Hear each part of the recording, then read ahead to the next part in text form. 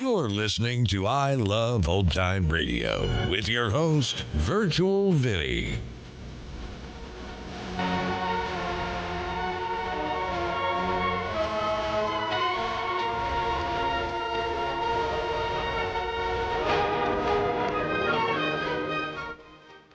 It's a new week here on I Love Old Time Radio. Welcome, Old Time Radio fans. I'm your host, Virtual Vinny. You can interact with us via social media on Facebook at I Love Old Time Radio and on Twitter at I Love OT Radio. You can send feedback to us via the contact form on our website at iloveoldtimeradio.com. If you enjoy this program, please take the time to rate and review us at review.iloveoldtimeradio.com. This episode is brought to you by the Vintage Radio Club. The Vintage Radio Club is a way for you to help support the I Love Old Time Radio podcast, and as a thank you, we do an extra podcast a week with some longer productions.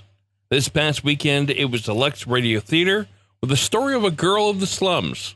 She's taken into a wealthy home by an author who is using her as a type model for his book, and romance soon follows. It's called The Brat. If you want to hear more and help support I Love Old Time Radio, then visit vintage.iloveoldtimeradio.com. I Love Old Time Radio produces a new show every Monday through Friday, each day with a different theme. Monday's Crime Does Not Pay on The Shadow. This episode marks the first episode that we hear our new Shadow, Bill Johnstone. But it's not the first time we've heard Johnstone on this program. In fact, we've heard him as the death row inmate in our very first episode of the I Love Old Time Radio podcast.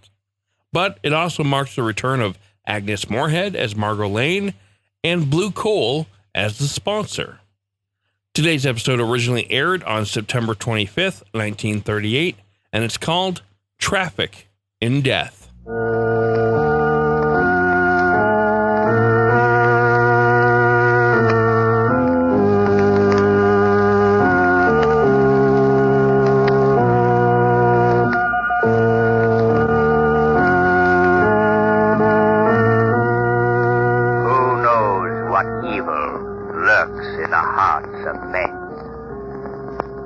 Shadow knows.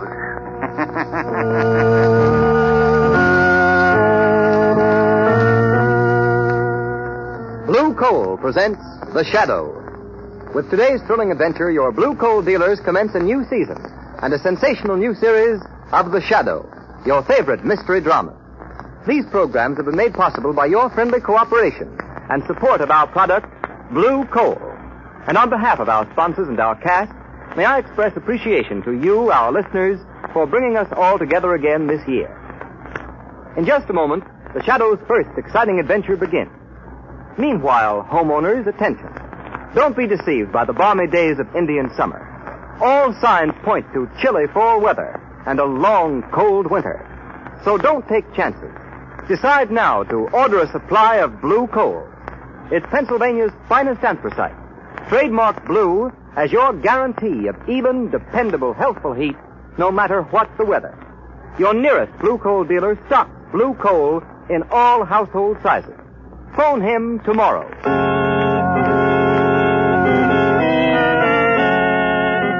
The Shadow, Lamont Cranston, a man of wealth, a student of science, and a master of other people's minds, devotes his life to righting wrongs, protecting the innocent, and punishing the guilty. Using advanced methods that may ultimately become available to all law enforcement agencies, Cranston is known to the underworld as the Shadow. Never seen, only heard, as haunting to superstitious minds as a ghost, as inevitable as a guilty conscience. Today's story, Traffic in Death.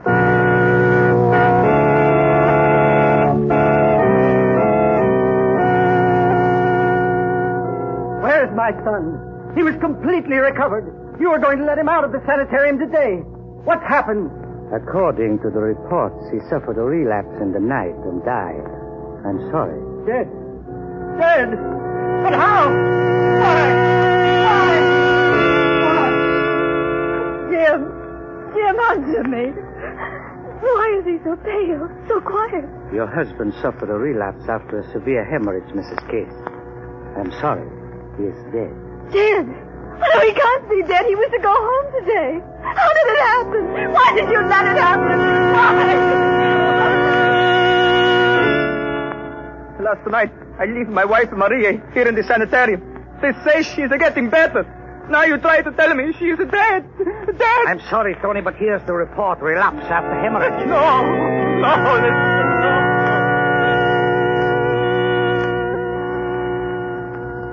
You sent for me, Dr. Lee? Yes. As chief laboratory scientist, what do you know about these hemorrhage cases? 6 dead in 6 days. No more than you, Dr. Lee. They're unfortunate, but... I believe there's far more to it than that. I believe it's murder. Murder? Have you any proof? No. Not positive proof. And I don't want to notify the police and involve the sanitarium in a scandal until I'm sure. What are you going to do about it, Dr. Lee? Do? I've already telegraphed an old friend of mine, Lamont Cranston. He's flying down from Maine, and he'll get to the bottom of this. I'll stake my life on it. Yes, Dr. Lee. I believe you would stake even your life for the honor of this sanitarium you have made so great. Even your life.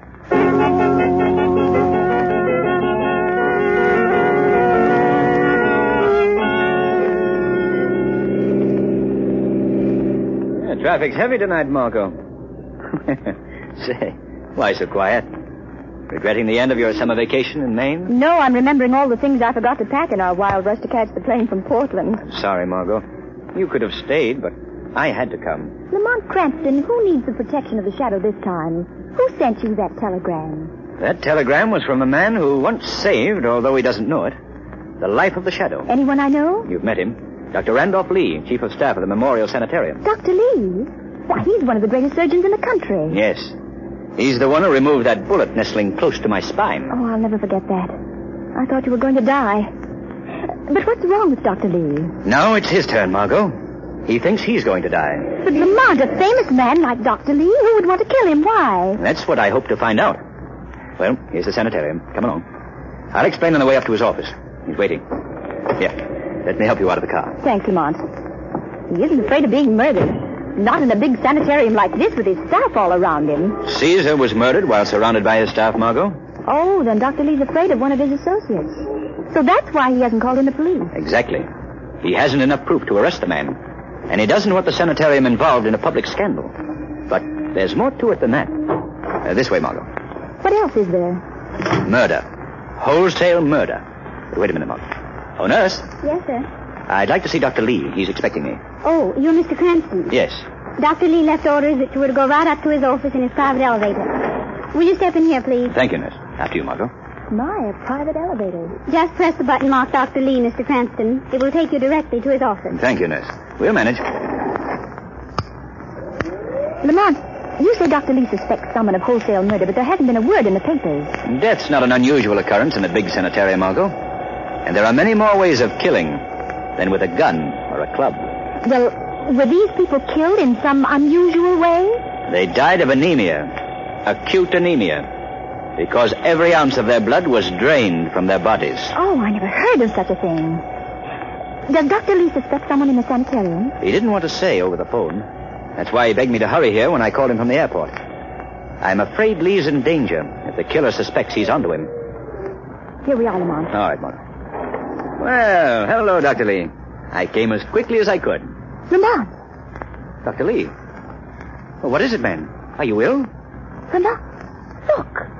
Look at his face. Margot, get a glass of water. That decanter there. No, wait a minute. Never mind. It's no use. He's... Dead? Are you sure? Positive. But there's no sign of violence. Yes, there is, Margot. Look here. He's been stabbed in the back with a surgical knife. Oh, Lamont, how ghastly. A great man like Dr. Lee murdered. I was afraid of something like this. Margot, we've got to be careful. This killer is desperate. He'll stop at nothing to cover up his crimes. He's murdered one of the greatest men of medicine, Lamont, and I've got... The automatic elevator is going down. Let it go. Someone else has called it down, and they may be coming up here. Let's wait and see. The man who murdered him knows we're here, and he may do something that will make our jobs easier. The elevator stopped. Lamont, the police will have to be notified. Yes, but I have a hunch that Commissioner Weston and his homicide squad are going to need help to crack this case. The elevator's coming back up. Get away from there, Mark. Stand behind the curtains there. Keep out of sight. What are you going to do, Lamont? That depends on who steps out of that elevator. Margot, get behind those curtains, please. The elevator's almost here. Be careful, Lamont. Keep out of sight, Margot. It's just possible Lee's killer may be returning to cover up his crime. Dr. Lee. Oh, I beg your pardon, Doctor. I thought you were alone. Did Dr. Lee send for you? Yes, I'm Hardwick, in charge of the laboratory. Why? What's wrong? Dr. Lee. Dr. Lee? He's dead. Who are you? What are you doing here? How did this happen? How did what happen? I beg your pardon, sir. I only meant... Well, he was in perfect health less than an hour ago. I couldn't help thinking... A surgical knife can save a life or end it in an instant. Look in his back. Knifed? Who are you? What are you doing here? I am Lamont Cranston, a friend of Dr. Lee's. I talked to him on the phone an hour ago. I arrived a few minutes ago and found him dead. Why haven't you notified the police? How do you know I haven't, Mr. Hardwick? Just how long have you been here? Not long enough to have killed Dr. Lee, as your cross-examination seems to infer. No? We'll see what the police think. Hello? Hello, operator. Get me police headquarters. Quick. Cranston, Dr. Lee has been dead less than 5 minutes. And I find you here alone with him. Not quite alone, Mr. Hardwick. Who is this woman? Why was she hiding? This young lady is Miss Lane, Mr. Hardwick. Hello. Hello. Hurry up that call, operator. Police headquarters? This is Mr. Hardwick of the Memorial Sanitarium. Dr. Randolph Lee, chief of staff, has been murdered in his private office. I found a man named Cranston and a girl alone in the room with the body. Yes. I'll see they don't leave before your men arrive. Very well done, Hardwick. The police will get the truth out of you when they get here. Yes, Hardwick. The truth will out. And when it does, someone will hang for this.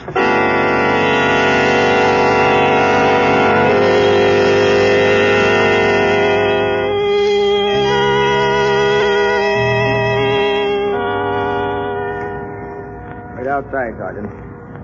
Well, Cranston, the story of the nurse who sent you up here to Dr. Lee's private office, along with the coroner's report and the time of the death, completely clears you and Miss Lane of any suspicion. Thank you, Commissioner Weston. Thanks, Commissioner. Your car's arrived from headquarters, Commissioner Weston. You can go down the hall and take the main elevator if you like. Thank you, Hardwick. I will. I'm not much on these elevators you run by yourself. Say, Cranston, drop into headquarters tomorrow, will you? I'd like to get a transcript of what Dr. Lee told you when you called him from the airport. It might give us a lead. I'll be glad to, Commissioner. Good. Goodbye, Miss Lane. I'm sorry we had to change. I didn't mind. Goodbye, Commissioner. Well, Hardwick, are you convinced of our innocence? I'm terribly sorry to have been so hasty in my accusations, Cranston. And you, Miss Lane. Think nothing of it. By the way, Cranston, just what did Dr. Lee tell you over the phone? If there are any clues, I might be able to help. That's just what I've been thinking, Hardwick. You're in charge of the sanitarium lab, I understand. Why, yes. Yes, I am.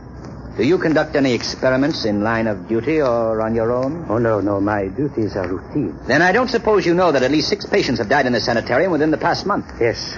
But what has this to do with Dr. Lee's death? That's what I'm hoping you'll tell me, Mr. Hardwick.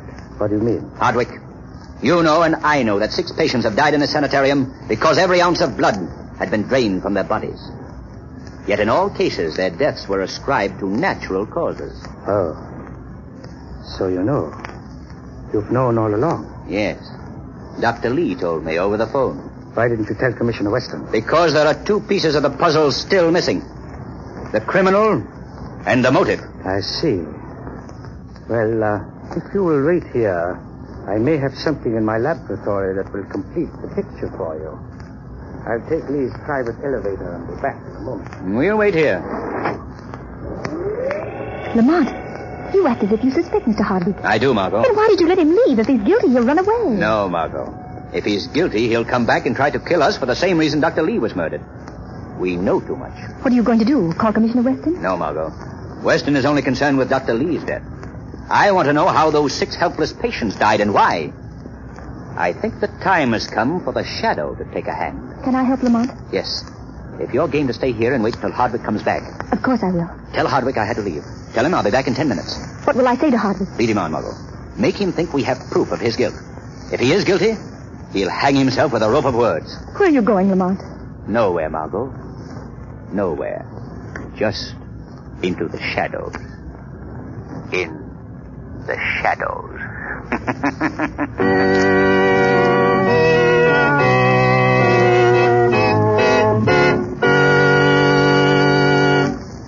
Shadow's adventure continues in just a moment. Meanwhile, here's a must for all homeowners. Make no mistake about it. For home heating, anthracite is by far the best fuel. And by far the best anthracite is blue coal. Blue coal is mined by the Glen Alden Coal Company, and its harmless blue coloring is your guarantee of better heat at less cost. Steady, uniform, healthful heat that prevents colds and cuts down doctor's bills for your entire family. With this finest of Pennsylvania anthracite, there is no quick chilling of the house such as you often get with fuels of the on and off type that flare up and die out. And bear in mind the fact that heating plants in this part of the country were especially designed to burn anthracite.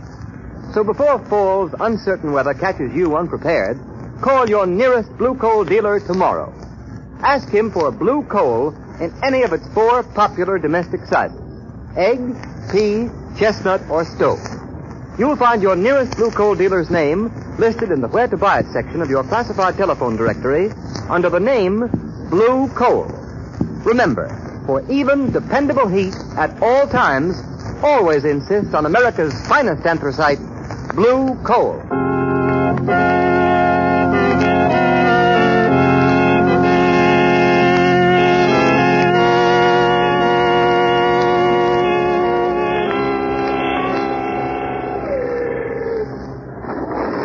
Well, I have what... There's Cranston, Miss Lane. He had to leave the sanitarium, but he'll be back in 10 minutes, Mr. Hardwick. Why did he leave?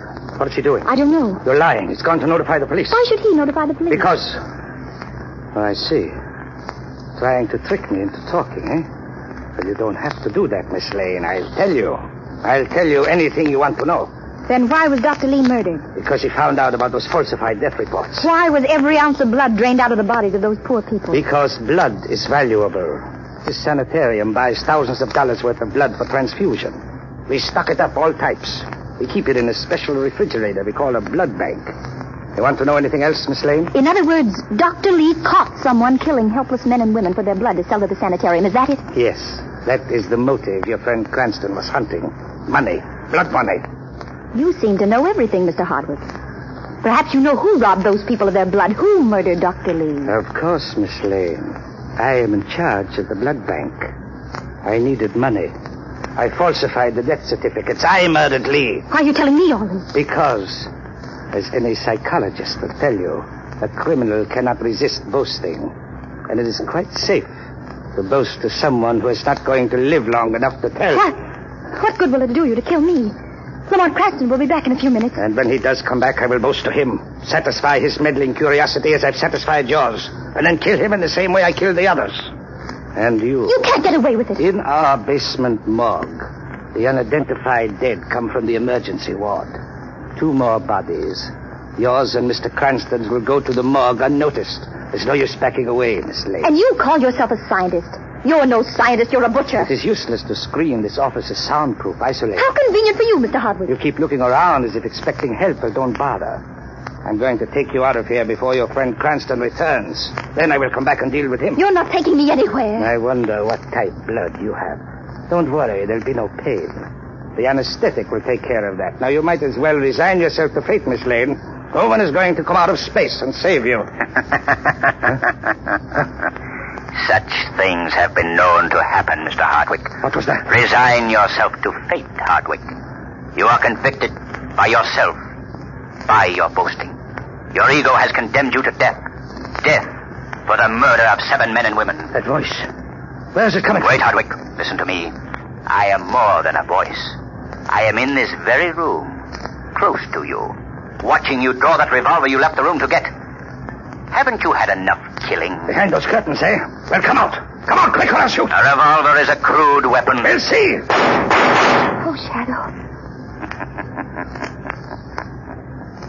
Now, perhaps you will believe, Hardwick. Who are you? Where are you? Wait, Hardwick. Surely your scientific studies have made you aware of the powers of hypnosis, whereby a man might render himself unseen. A science practiced by a man known to the criminal world as the Shadow. The Shadow? Yes, Hardwick. I am the Shadow. You have defiled man's noblest profession. You have brought death with the skill meant to save life. You have struck like a human vampire in this great sanitarium, this sanctuary of the sick. And you are going to pay for it with death. If I could only see you. No man living has ever seen the shadow. So you think you'll save this girl? Threaten me, turn me over to the police, eh? Well, not this time. Let go of her. Don't come near me, Shadow, or I'll kill Miss Lane here and now. Help me, Shadow! Help me! I can't. He'll shoot you. That's right, Mr. Shadow. I'll shoot her. Get in that elevator, Miss Lane. Shadow! Shadow, do you hear me? Get me out of this elevator! What have you done to her? Listen to me, Shadow. You can't follow me. There are 1,000 rooms in this sanitarium. You have one chance in 1,000 of finding this girl before I'm finished with her. If you notify the police before I have a chance to get away, no one will ever find her again. Do you hear me? Do you understand? Yes, you fiend, I hear you. I understand. But if you harm Miss Lane, I'll track you to the ends of the earth.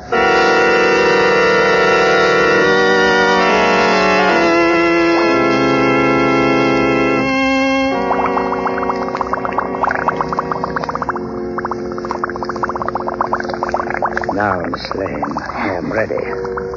Do not let the bubbling sound unnerve you. It's just my special blood transfusion machine. Come on. Come on. It will do you no good to struggle against the anesthetic that only brings unconsciousness quicker. Come on. Breathe deep, Miss Lane. Deep. You can dream that your friend Lamont Cranston has come to help you. And the Shadow, you can dream of him too. But neither of them will ever find this laboratory here in the cellar so close to the morgue. And I'll get them both before I'm through, and then no one will know, and I can go on and on. Come on. You are a benefactor to humanity, Miss Lane. A blood donor. Some poor fool. 1,000 rooms. One chance in 1,000. Hardwick means to kill Margot, whether I search for her or not. 1,000 rooms. He went down. But the whole sanitarium is down. Wards, labs, operating rooms, corridors. Down. I must find her. I must. How are you today, Mary? Oh, just fine, Jack. The nurse says they're going to let me leave the sanitarium to... Jack, look. What is it, Mary? Oh, that door. It just opened and closed, but there was no one there. Oh, now, Mary, control yourself. You've had a bad time. You just imagined it, dear. No, I saw it open and close. I tell you, I saw the door handle turn, but there was no one there. It's no use. One chance in 1,000. I've got to try something else. Something else. How about another game before we go on duty, Bill? No, I gotta be gone. Operation and surgery. Everybody's on edge since Lee was murdered. Say, I wonder why Hardwick spends so much time in the old storerooms next to the morgue. He's fixed it up as an experimental lab. I wonder what made me think of Hardwick. It was almost as if someone were asking me where to find him. The lab, near the morgue. That's it.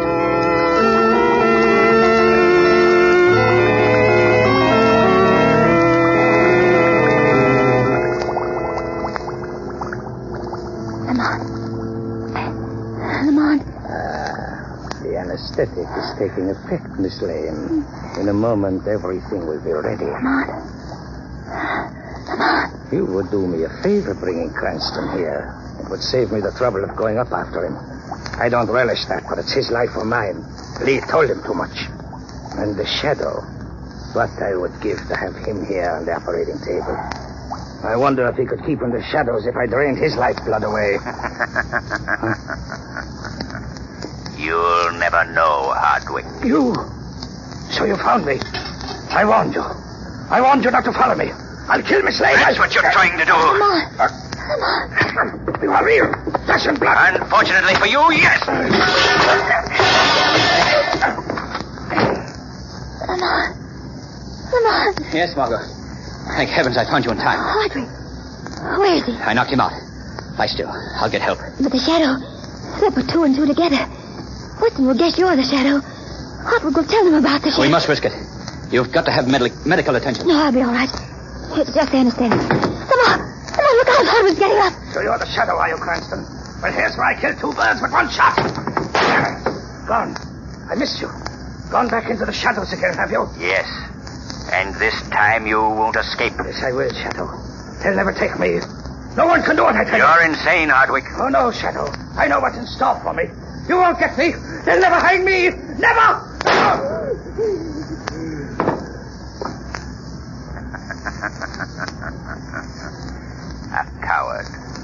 very end. You have paid for your crimes against a profession which conferred upon you the mantle of honor. Against a great sanitarium and a great man of medicine who trusted and befriended you. Against helpless humanity you were trained to save, not kill. You have paid for this final cowardice. And you will go on paying. Shadow. He's dead. Yes. Dead. And may heaven have mercy on his soul.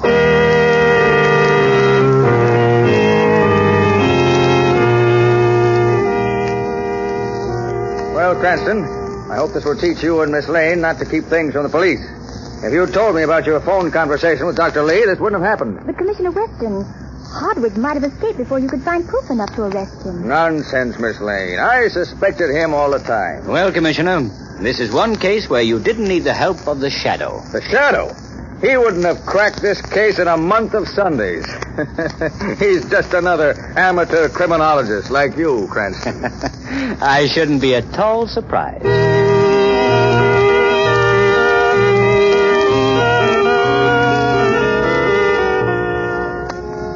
Before the Shadow returns, John Barclay, Blue Coal's heating expert, has a few words for all of you. Mr. Barclay. Good evening, friends, and thank you, Ken Roberts. If you're interested in having a healthier, more comfortable home this winter, be sure and call your local Blue Coal dealer. You'll find that in addition to being a fuel dealer, he is an authority on modern home heating. For more than 7 years, it's been my privilege to train servicemen for Blue Coal dealers everywhere. And I know that these men, known as John Barclay servicemen, have aided thousands of families like yours to enjoy greater heating comfort at less cost. I'd like to read you briefly a part of a letter typical of those received from customers using Blue Coal and John Barclay service. I quote, "I want to tell you how courteous your John Barclay representative was, and the wonderful results I've been getting since adhering to his advice. Since using Blue Coal and doing just as we were advised by your young man, we are getting steady, real heat, and would not use any other but your Blue Coal," unquote. And don't forget, friends, no matter what kind of fuel you use or what your heating problem, your Blue Coal dealer will always be glad to help you. So feel free to call on him. He'll place an expert John Barclay serviceman at your disposal.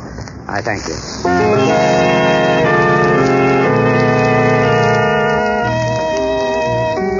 Friends, tonight's drama, a radio version of one of the many copyrighted stories which appear in the Shadow magazine, now on sale at your local newsstand, was not intended as a reflection on any of the thousands of splendid sanitariums throughout the country.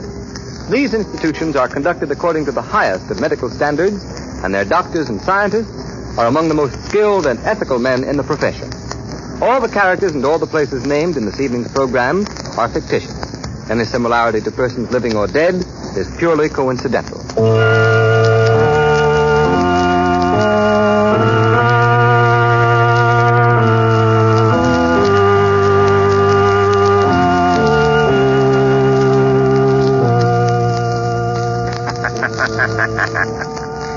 The weed of crime bears bitter fruit.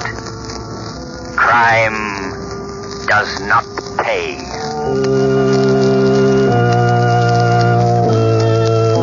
Next week, same time, same station, Blue Coal, America's finest anthracite, will again present another thrilling adventure of the Shadow. Be sure to listen, and be sure to burn Blue Coal, the solid fuel for solid comfort. You're listening to I Love Old Time Radio with your host, Virtual Vinny. Welcome back. I'm an avid fan of the show Doctor Who, which is known for having the main character played by different actors. So I always give the new Doctor a few episodes for me to get used to them in that role. I'll do the same for this Shadow. Now, I'm going to talk about the flaw in the writing that stood out to me. The villain has Margot in his clutches, using her as a human shield, and says, "Don't come any closer." But how would he know if the Shadow did? I mean, we know the Shadow can throw his voice, as we've heard, but he could have easily snuck up behind him and disarmed him. But of course, that would have made the episode only 20 minutes, and we can't have that. And that's going to do it for our program. You can find I Love Old Time Radio on iTunes, the Google Play Store, Stitcher, Spotify, and on our website at iloveoldtimeradio.com. You can also listen to us on your Alexa device through TuneIn. Please take the time to rate us and leave a review as well. Like us on Facebook at I Love Old Time Radio. Follow us on Twitter at I Love OT Radio. Comments and questions can be directed to our website at iloveoldtimeradio.com. If you'd like to help support this show, you can do so at support.iloveoldtimeradio.com or by joining our Vintage Radio Club and get an extra episode a week. Tomorrow we'll play a new episode of My Friend Irma, and join us back next Monday for more with The Shadow. For iloveoldtimeradio.com, this is Virtual Vinny, signing off.